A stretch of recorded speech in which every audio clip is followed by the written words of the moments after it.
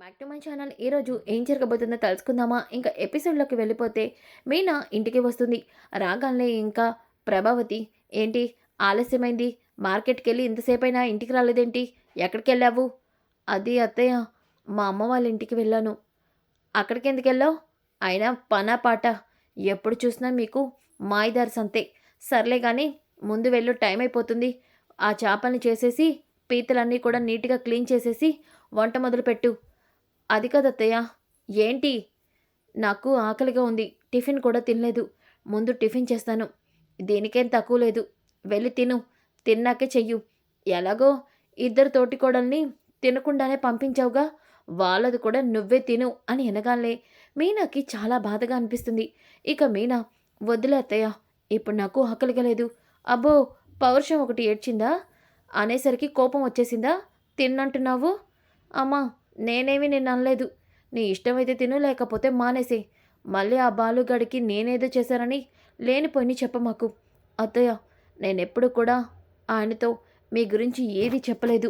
చెప్పకుండానే వాడు రోజు అంత గొడవ చేస్తున్నాడా? ఏమో, మీ అబ్బాయి గురించి మీకే తెలియాలి. ఆ వాడి గురించి ఎంత మాట్లాడుకుంటే అంత తక్కువ మంచిది అని చెప్పేసి ఇక ప్రభావతి అయితే మీనాతో వంట చేయిస్తుంది. ఇక అవుతుంది. నైట్ అయిన తర్వాత అందరూ కూడా ఇక డిన్నర్ చేయడానికి వస్తారు. ఇక ప్రభావతి అయితే చేపల పులుసు, పీతల వేపుడు. ఒరే మనోజ్, నీకు ఇష్టమైన పీతలు తెప్పించానురా. అమ్మ శృతి, నువ్వు చేపల ఫ్రై తింటావంట కదా, అందుకే నీకోసం చేపల ఫ్రై చేయించాను అని చెప్పి అనగానే, ఆంటీ, ఈ ఫిష్ ఫ్రై మీరు చేశారా? లేదమ్మా, మీనానే చేసింది, చేపించాను. అలాంటప్పుడు దీని క్రెడిట్ అంతా మీనాకే వస్తుంది. ఎందుకంటే అందరికీ ఇష్టమైనవన్నీ చేసింది మీనా కదా. కాబట్టి ఈరోజు మీనా ఫుడ్ తయారు చేసింది కాబట్టి ఫస్ట్ మీనానే ట్రై చేయాలి. మీనా, రా కూర్చో, ముందు నువ్వే తిను అని వెనకాలే. లేదులే శృతి, ముందు మీరు తినండి, నేను తర్వాత తింటాను. దానికి అలవాటలే అమ్మా, లాస్ట్లో మిగిలింది తినడం. ముందు మీరు తినండి. రోహిణి, రా అమ్మా, ఉదయం టిఫిన్ కూడా తినలేదు, కూర్చో అని చెప్పేసి ఇక ప్రభావతి వాళ్ళని తినమని అంటుంది. ఇక వాళ్ళందరూ తింటూ ఉంటే మీనా వాళ్ళందరికీ వడ్డిస్తూ ఉంటుంది. ఇంతలోకి అప్పుడే బాలు ఇంటికి వస్తాడు. తినండి తినండి, బాగా కుంభాలు కుంభాలు మెక్కండి. నా భార్య వంట చేస్తే దానికి పెట్టడం లేదు, ముందు మీరు తింటున్నారు, తినండి తినండి, మీకు అరిగిద్దా ఏంటి అని వెనకాలనే ఇక ప్రభావతి, ఏంటి అప్పుడే గొడవ స్టార్ట్ చేసావా? ఒక్కరోజు కూడా ప్రశాంతంగా ఉండనివ్వవా? అయినా నీ పెళ్ళాన్ని ఇవన్నీ చేయమని నేనేం చెప్పలేదు కదా. ఏంటి, నువ్వు చెప్పలేదా? చెప్పకుండా నా పెళ్ళం దాన్ని నచ్చినట్టుగా ఇవన్నీ చేసిందా? ఏం మీనా అని వెనకాలనే, అది చూడు, అనవసరంగా గొడవ చేయొద్దు, ముందు మహాతల్లి నువ్వు కూడా పైకి వెళ్ళు అని వెనకాలనే మీనా ఇంకా పైకి వెళ్ళిపోతుంది. ఇక మనోజ్ అలాగే రవి, శృతి, రోహిణి అందరూ కూడా భోజనం చేస్తూ ఉంటారు. ఇక సత్యమేమో, ఏంటి బాలు ఇంకా భోంచేయలేదు, మీనా కూడా కింద లేదు, వాళ్ళు పైకెళ్ళారు, అక్కడే తింటారంటలేండి అని చెప్పేసి ప్రభావతి ఇక సత్యమూర్తిని కూర్చోబెట్టి భోజనాన్ని వడ్డిస్తుంది. ఇక బాలు అయితే ఇలా రోజు అన్నన్ని పనులు చేస్తూ ఉంటే చేతులు కాళ్ళు ఇలాగే నొప్పులొస్తాయి. అప్పుడు వంటకు ఇలా భోజనం కూడా తినడానికి ఇబ్బంది పడుతూ ఉంటావు. నాకిప్పుడు ఆకలిగా లేదులేండి.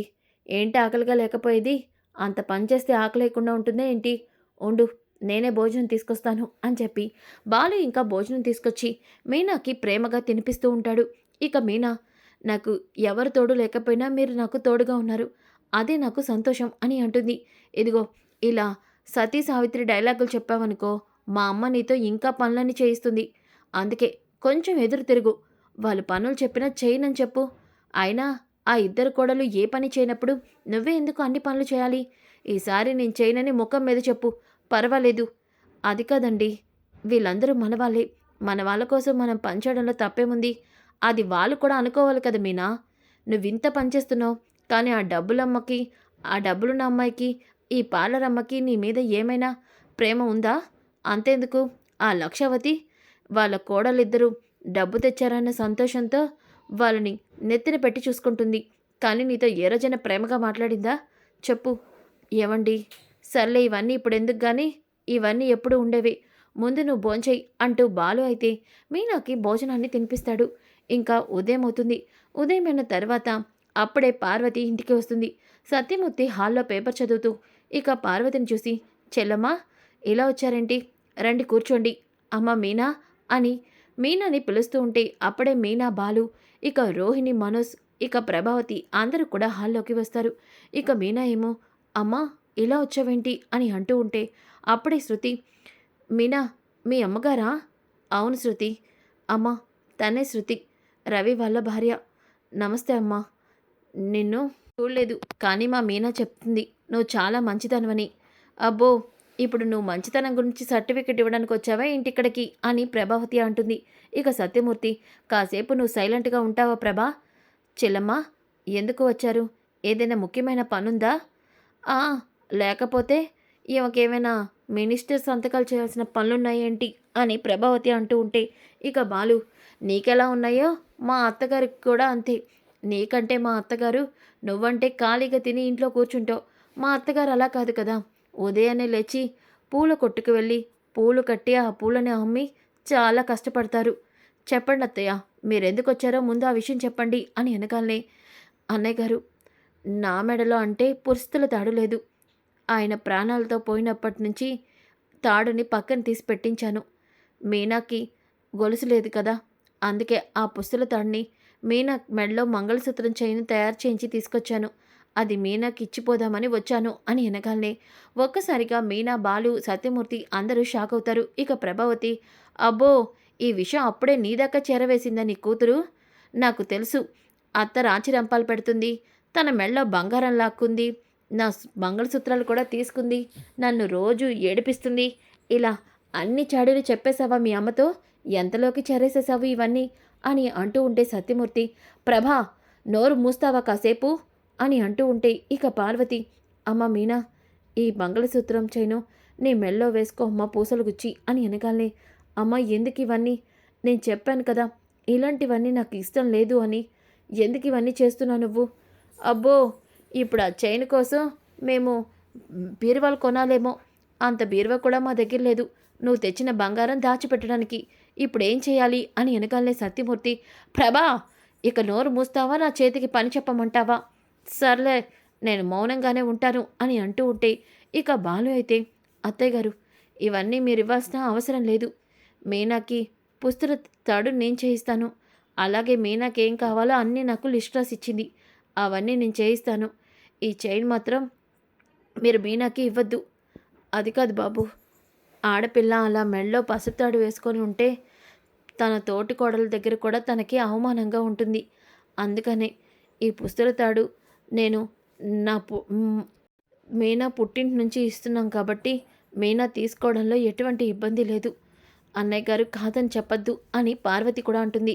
ఇక మీనా, అమ్మ దయచేసి మావయ్యని కానీ ఆయన్ని కానీ ఇబ్బంది పెట్టద్దు. నేను పుస్తుల తాడు వేసుకునేది ఆయన కష్టాజితంతో కొన్న తాడు మాత్రమే. అవును, అందుకనే నేను ఈ తాడు నీ దగ్గర తీసుకోకూడదు అనుకుంటున్నాను. దయచేసి ఈ బంగారం తీసుకువెళ్ళిపోమ్మా అని వెనకాలనే ఇక బాలు, మీనా అనవసరంగా అత్తయ్యని బాధ పెట్టద్దు. ముందు ఆ చైన్ తీసుకో నువ్వు. అది కదండి మీనా తీసుకోమని చెప్పానా అని చెప్పేసి అనగానే ఇక పార్వతి ఆ చైన్ అయితే మీనాకి ఇస్తుంది. ఇక మీనా ఆ చైన్ తీసుకున్న వెంటనే ఇంతలోకి పక్కనున్న ప్రభావతి, అబ్బో ఎంత ఉంటుంది అది? కనీసం ఒక తులమైనా ఉంటుందా అని వెనకాలనే ఇక బాలు, మరి నువ్విచ్చిన బంగారం ఒక తులమైనా ఏంటి? దాన్ని ఎలా లాగేసుకున్నావమ్మా నువ్వు అని అంటాడు. ప్రభావతి ఇంకా సైలెంట్ అయిపోతుంది. ఇంతలోకి మీనా ఇక ఆ చైన్కి పుస్తలు గుచ్చుకొని మెడలో వేసుకుంటుంది. ఇది చూసిన బాలు, ఎందుకండి అమ్మ ఈ బంగారం ఇస్తే తీసుకోమన్నారు? చూడు, ఆ ఇద్దరు కొడలు పుట్టింటి నుంచి బంగారం తీసుకొచ్చారని మా అమ్మ రెచ్చిపోతుంది కదా, అందుకే ఇది నీ దగ్గర నుంచి తీసుకోమన్నాను. దానికి తగ్గ డబ్బులు నేను వాళ్ళకి ఇచ్చేస్తాను. ఈ మెడలో ఈ చైన్ మాత్రం నువ్వు ఉంచుకో అని చెప్పేసి బాలు అంటాడు. ఇంకా ఉదయం అవుతుంది. ఉదయమైన తర్వాత బాలు అయితే ఇక రోడ్డు మీద వెళ్తూ ఉంటాడు ట్రిప్ కోసం. ఇక అలా వెళ్తూ ఉంటే ఒక్కసారిగా బాలు కారు ఎదురుగా ఒక కారు చెట్టుకు గుద్దుకొని ఉంటుంది. అది చూసిన బాలు ఒక్కసారిగా కారు ఆపి పరిగెత్తుకుంటూ ఆ కారు దగ్గరికి వెళ్తాడు. వెళ్ళేసరికి ఆ కారులో ఒక అతను స్పృహ కోల్పోయి ఉంటాడు. ఇక అతన్ని చూసి బాలు వెంటనే హాస్పిటల్లో జాయిన్ చేయిస్తాడు. ఇక అక్కడున్న డాక్టర్ అయితే తను యాక్సిడెంట్ అవ్వడంతో స్పృహ కోల్పోయారు. ఏం ప్రమాదం లేదు, ఇంజెక్షన్ చేశానుగా స్పృహలోకి వస్తారు అని వెనకాలనే ఇంతలోకి బాలుకి మీనా కాల్ చేస్తుంది. ఏంటండి ఇంకా భోజనానికి రాలేదు? మీనాకి జరిగిందంతా బాలు చెప్తాడు. అవునా అండి, ఇప్పుడు ఎలా ఉంది ఆ పెద్దాయనకి? పర్వాలేదు మీనా, ఆయన స్పృహలోకి వచ్చాక నేను ఇంటికి వస్తాను అంటూ బాలు కాల్ కట్ చేస్తాడు. ఇంతలోకి అతను స్పృహలోకి వస్తాడు. ఇక బాలు డాక్టర్ అక్కడికి వచ్చి ఇతనే మిమ్మల్ని హాస్పిటల్లో జాయిన్ చేయించాడు అని వెనకాలే ఇక ఒక్కసారిగా బాలుకి 2 చేతులు పెట్టి దండం పెడతాడు. మీరెందుకండి నాకు దండం పెడుతున్నారు? కాసేపట్లో ఉంటే మీరు పైకి పోయారనుకునేవాణ్ణి. అయినా మీ వయసు చూస్తుంటే మా నాన్నంత వయసుంది. ఇంత వయసులో మీరు అలా కారుతో అంత ర్యాష్‌గా డ్రైవ్ చేయాల్సిన అవసరం ఏముంది? ప్రాణాలు పోతే ఏం చేసేవారు? అని వెనకాలనే ఇక ఒక్కసారిగా పక్కనున్న సూట్ కేస్‌ని చూస్తాడు. ఆ సూట్ కేస్‌లో డబ్బులుంటాయి. చూడు బాబు, నువ్వెవరో నాకు తెలీదు. నేను అన్‌కాన్షియస్‌లో ఉన్నప్పుడు నా పక్కనున్న ఈ డబ్బు కోసం ఎవరైనా నన్ను వదిలేసి వెళ్ళుంటారు. కానీ నువ్వు నా సూట్ కేస్‌తో పాటు నన్ను హాస్పిటల్‌కి తీసుకొచ్చావు. నిజానికి నువ్వు చాలా మంచివాడివని ఇక్కడే అర్థమవుతుంది. చూడండి, మీరిచ్చే మంచి సర్టిఫికేట్ కోసం నేను ఇక్కడ నుంచోలేదు. నా కళ్ళ ముందు ఎవరికైనా అన్యాయం జరిగితే చూస్తూ ఉండలేను. అందుకని మీకేదో సహాయం చేశాను. అంతే. నాకు చాలా పనులున్నాయి. నేను వెళ్ళాలి, వెళ్ళొస్తాను అని వెళ్ళిపోతుంటే, చూడు బాబు, నన్ను కొంచెం ఒక ఇంటి దగ్గర దింపుతావా? ఎక్కడా? ఎక్కడో తెలీదు. కానీ ఈ గుడివారి స్ట్రీట్‌లో ఉన్న గుడి దగ్గరైతే దింపు బాబు. అక్కడ నేనొకరిని కలుసుకోవాలి. అవునా? సరే అయితే పదండి. అక్కడెవరిని కలుసుకోవాలి మీరు? అని చెప్పేసి బాలు అయితే ఇక అతన్ని తీసుకొని గుడివార స్ట్రీట్ దగ్గర ఉన్న గుడి దగ్గరికి తీసుకొస్తాడు. ఇంతలోకి పార్వతమ్మ అక్కడ పూలు కడుతూ ఉంటుంది. ఒక్కసారిగా బాలు అతన్ని అక్కడ కారులో దింపడం చూసి పార్వతమ్మ ఒక్కసారిగా షాక్ అయిపోతుంది. ఇక బాలు అయితే మా అత్తయ్యతో మాట్లాడి వస్తాను అని చెప్పేసి ఇంకా అనుకుంటూ అతన్ని అక్కడ దించేస్తాడు. ఇంతలోకి పార్వతమ్మ బాలుతో అతను రావడం చూసి షాక్ అయి పరిగెత్తుకుంటూ అతని దగ్గరికైతే వస్తుంది. ఇక బాలు అత్తయ్య అది అని అంటూ ఉంటే, ఏంటండి మీరు మా అల్లుడితో ఇక్కడ కలిసొచ్చారేంటి? కొంపతీసి మీరు మా అల్లుడితో నిజం మొత్తం చెప్పేశారా ఏంటి? అని అంటూ ఉంటే ఒక్కసారిగా బాలు ఏం మాట్లాడుతుంది అత్తయ్య? ఏంటత్తయ్య ఈ పెద్ద మనిషి ఎవరో నీకు తెలుసా? ఏంటి? అని ఎనగాలే ఇక అతను, ఏంటి పార్వతమ్మ, మీరు చెప్తుంది నిజమా? ఇతను మీ అల్లుడా? అవును. మీనా గురించి మా అల్లుడితో నిజం చెప్పేశారా? అని ఎనగాలే ఒక్కసారిగా ఇక బాలు, అత్తయ్య ఏం మాట్లాడుతున్నావు నువ్వు? మీనా గురించి నిజం చెప్పడం ఏంటి? అని ఎనగాలే ఇక ఒక్కసారిగా అతను బాలుని హగ్ చేసుకుంటాడు. అసలు ఎవరు సార్ మీరు? నన్నెందుకు హగ్ చేసుకుంటున్నారు? మా అత్తయ్యతో మీనా గురించి నిజం చెప్పనా అంటున్నారు. మర్యాదగా మీరు మీనా గురించి ఏం నిజం నా దగ్గర దాచాలనుకుంటున్నారో చెప్తారా? లేదంటే నా చేతిలో చచ్చారే అంటూ అతన్ని చేయి చేసుకోబోతుంటే, అమ్మ బాలు, అల్లుడు గారు, దయచేసి ఆ పని చేయమాకండి. ఆయన మీకు స్వయాన మావయ్య అవుతాడు. మావయ్య మీద చేయి చేసుకోవడం తప్పు బాబు అని వెనకాలనే ఒక్కసారిగా బాలు ఛేదించేసి, ఏంటత్తయ్య మీరంటుంది? ఈయన నాకు మావయ్య అవడమేంటి? అసలేం మాట్లాడుతున్నారు? ఇంతవరకు వచ్చాక నీకు నిజం తెలియాలి బాబు. మీనా మీరనుకున్నట్టు నా కూతురు కాదు. ఈయన కూతురే. ఏంటత్తయ్య నువ్వంటుంది? అవును బాబు. మీనాని 22 సంవత్సరాల క్రితం ఈ గుడి దగ్గర ఈయన వదిలేసి వెళ్ళిపోయాడు. అప్పుడు మీనా పసికందు. తనని మేము పెంచుకున్నాం. ఈ విషయం గురించి నేను ఎవరితో చెప్పొద్దని ఆ రోజు ఈయన మా దగ్గర ఒట్టు వేయించుకున్నాడు. అలాగే మీనాని మీరే ప్రేమగా పెంచుకోండని మాకు 50,000 ఇచ్చి వెళ్ళిపోయారు. తర్వాత మళ్ళీ ఇప్పుడే ఇక్కడికి వచ్చారు. అందుకే నీకు నిజం తెలిసేమో అనుకున్నాను. ఎందుకయ్యా అప్పుడు మీనాని వదిలేసి మళ్ళీ ఇక్కడికి వచ్చావు అని అంటూ ఉంటే, ఆ రోజు నా కూతుర్ని ఇక్కడ వదిలి వెళ్ళడానికి నాదే తప్పు. నేను ఆ రోజు డబ్బులు సంపాదించడానికి నా కూతురు అడ్డుగా ఉందని తనని గుడి ముందు అన్యాయంగా వదిలేసి వెళ్ళాను. కానీ డబ్బు సంపాదించాకే జీవితం అంటే ఏంటో తెలిసింది. ఒంటరితనంతో నేను విసిగిపోయాను. అందుకే నా కూతురు కోసం ఇక్కడికి వచ్చాను. కానీ మీరు దేవతలా కనిపించారు. నా కూతురు మీనా ఎక్కడుంది చెప్పండి అని అనగాలే ఇక బాలు, అంతా అర్థమైంది. నీలాంటి వాడు తండ్రిని తెలిస్తే మీనా తట్టుకోలేదు. అందుకే మీనాకి నువ్వు తండ్రివని ఎప్పటికీ చెప్పను నేను. బాబు, నీకు దండం పెడతాను. నా కూతురికి నేను తండ్రిని చెప్పకపోయినా ఒక్కసారి నా కూతురు దగ్గరికి తీసుకెళ్ళు. తనెలా ఉందో చూడాలనుంది అని ఎనకాలనే ఇక బాలు, సరే మీరింత ప్రాధాయపడుతున్నారు కాబట్టి నేనేదో ఒకటి చెప్పి నేను మా ఇంటికి తీసుకెళ్తాను. పదండి అని చెప్పేసి మీనాని తీసుకురావడానికి వాళ్ళ నాన్నని తీసుకొని బాలు అయితే ఇక ఇంటికి వస్తాడు. రాగాలే ప్రభావతి, సత్యం హాల్లో ఉంటారు. ఇక బాలు అతన్ని తీసుకొని ఇంటికి రావడంతో, ఎవర్రా ఈయన? చూస్తుంటే పెద్ద మనిషిలా కనిపిస్తున్నారు. పెద్ద కారు కూడా ఉంది. ఈయన ఎవర్రా? మళ్ళీ ఏం తీసుకొచ్చావు ఇంటి మీదకి అని ప్రభావతి అంటుంది. ఇక సత్యమూర్తి, ఆపు ప్రభా. బాలు, ఎవరైనా?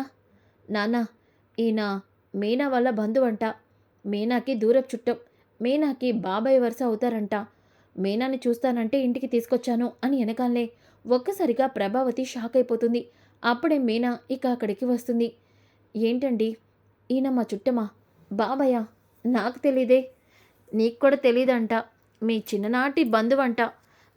నేను చూస్తానంటే ఇంటికి తీసుకొచ్చాను అని ఎనగాలే ఒక్కసారిగా అతను మీనాని దగ్గరికి తీసుకొని మీనాని హత్తుకుంటాడు.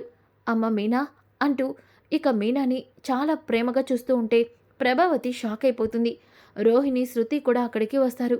ఇక బాలు అయితే, ఏంటి అలా చూస్తున్నారు? అలా నుంచోబెట్టడమేనా?